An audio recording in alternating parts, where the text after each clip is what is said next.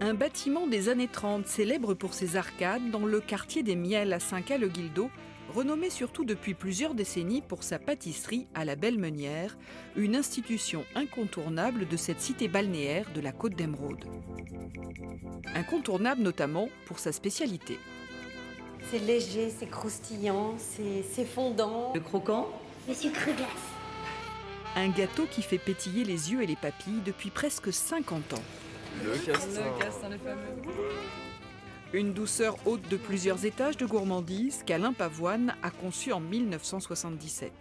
C'est des recettes de base en pâtisserie, hein, les meringues aux amandes. Et c'est un assemblage qu'on a décidé de faire. Et du fait que ça a bien marché, on a continué, on a perpétué. Et on n'a rien changé depuis le début à la recette. Une recette en plusieurs étapes. La première étape, on met la crème vanille. Ensuite, ma collègue va disposer le biscuit cuillère. La plaque, elle va ensuite passer au frigo, le temps de tout monter. Et pour 60 litres de crème, comptez 10 kg de beurre. Lui, il y a moyen d'avoir une crème qui est légère, même si les ingrédients peuvent paraître un peu riches.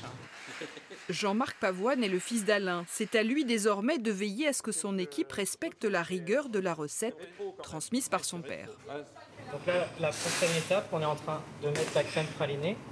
Et ma collègue, elle met la meringue aux amandes pour terminer le montage. La transmission a été agréable pour moi et puis j'ai eu beaucoup de chance de partager ma formation et puis mon travail avec mon père en grande partie. Donc c'est extra. S'il a officiellement passé la main, reste qu'Alain Pavoine n'a encore jamais quitté les lieux, pratiquant toujours les gestes acquis très jeune. J'ai commencé à 13 ans et demi. Et vous avez 76. donc 63 ans de pâtisserie et toujours au labo. J'ai mal nulle part, je bois pas, je fume pas, je bois un peu quand même, mais normalement. Je me vois pas rester à la maison, c'est ça que je veux dire. Hein. Avec une telle expérience, comment le pâtissier analyse-t-il le succès de son dessert signature qui se décline aujourd'hui en plusieurs tailles? C'est pas le prix non plus parce que c'est assez cher. Mais c'est sûrement très bon. Hein. Moi, c'est pas mon gâteau préféré, mais j'ai plaisir à en manger quand même de temps en temps. C'est un sacré commercial, toi. Oui.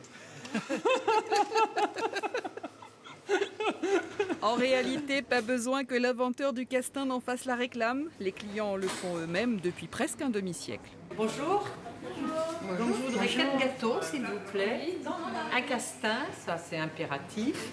C'est vraiment une tradition. Mes parents l'achetaient, donc moi je l'ai goûté comme ça. Et puis c'est un gâteau qu'on apprécie, que nos enfants apprécient, qu'on fera apprécier à nos petits-enfants aussi après, et voilà. Et ce gâteau représente l'été à Saint-Caux avec cette force, cette douceur, cette blancheur, ce velouté qui fait que voilà, on aime se retrouver autour d'un castin. Et ils sont nombreux à se retrouver chaque été depuis plusieurs générations autour d'un castin. C'est le cas de l'animatrice Faustine Bollard, fidèle de Saint-Caux, qui a déclaré dans la presse que c'était sa Madeleine de Proust. Le célèbre pâtissier Christophe Adam a lui immortalisé pour la postérité la recette dans un de ses livres. Et en parlant d'immortalité, il se dit même qu'un des clients de la Belle Meunière a choisi de se faire enterrer avec des castins petits modèles.